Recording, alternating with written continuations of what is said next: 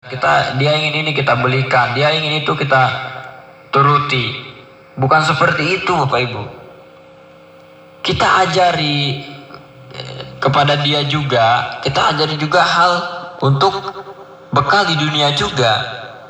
Kita ajari mereka bekal di akhirat, juga kita ajari mereka bekal di dunia. Contohnya, kalau seumpamanya anak kecil minta jajan, oke, pertama kali kita kasih. Selanjutnya kedua kali minta jajan lagi di waktu yang tidak berjauhan. Selanjutnya lagi minta jajan lagi. Meskipun kita banyak uang, jangan kita turuti terus, jangan. Tapi kita coba didik anak kita bahwa untuk mendapatkan sepeser uang itu tidak mudah. Perlu kerja keras. Supaya dia mengetahui dan setelah dewasa nanti dia tidak trauma ataupun dia tidak kaget bahwa memang untuk menjadi sukses itu perlu pengorbanan. Dengan kita tidak memberikan uang atau dengan kita mempersulit dia untuk memberikan uang, itu kita sudah mengajari dia bahwa kita harus mengirit. Kita jangan terlalu boros, jangan terlalu hambur-hambur uang. Itu kita berikan pendidikan. Pendidikan itu bukan hanya di sekolah, bahkan pendidikan yang paling bagus itu adalah dalam lingkungan. Lingkungannya akan membentuk karakter kita. Sekolah sedikit sekali waktu di sekolah. Pesantren mungkin bagus pesantren karena di pesantren itu kita 24 jam dibimbing. Lingkungannya lingkungan agama, lingkungan agamis. Lingkungan yang dimana di sana banyak para ustadz. Lingkungan yang dimana di sana ada kiai, lingkungan yang dimana di sana tersimpan mushaf-mushaf Al-Quran, lingkungan yang dimana di sana dekat masjid, lingkungan yang dimana di sana banyak kegiatan-kegiatan positif yang akan membentuk karakter kita, karakter anak kita. Nah, dengan seperti itu kita akan tahu bahwa mana pendidikan yang paling baik untuk anak kita. Kasih sayang seperti apakah yang harus kita berikan kepada anak kita. Mungkin ada yang menyangka bahwa ketika anak itu meminta sesuatu, kita selalu berikan. Anak itu menangis, kita manja. Anak itu bahkan sudah hampir besar dikit, sudah hampir gede dikit, minta apa saja kita berikan, minta motor segala macam kita berikan. Ingat Bapak Ibu, kita harus serahkan pendidikan kepada Allah. Kita jangan belagu, kita jangan merasa bahwa kita ini pendidik yang terbaik. Tidak Bapak Ibu, Allah pendidik terbaik. Allah pendidik terbaik.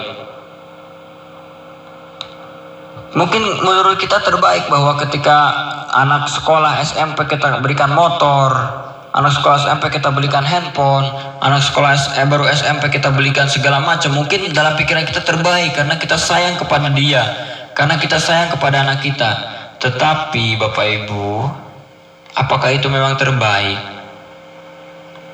Coba kita pikir bolak-balik lagi. Karena kenapa kita harus hati-hati? Ingat Bapak Ibu, ini investasi kita.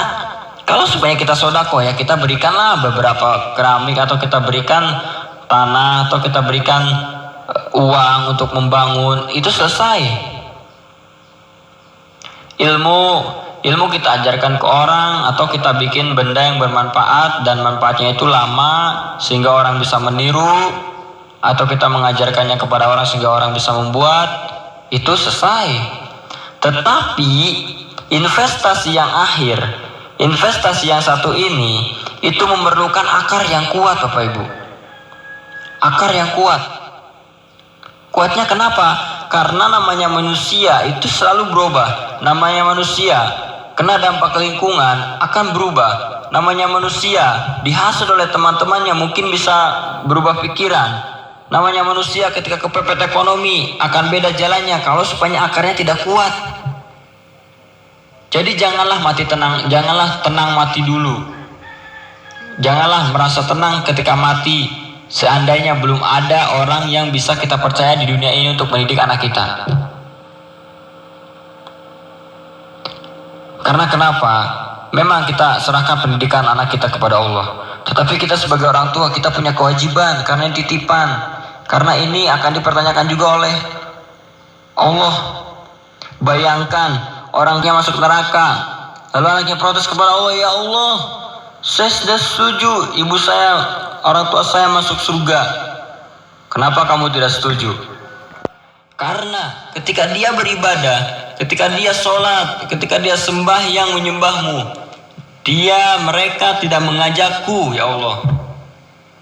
Akhirnya kedua orang tua itu masuk neraka.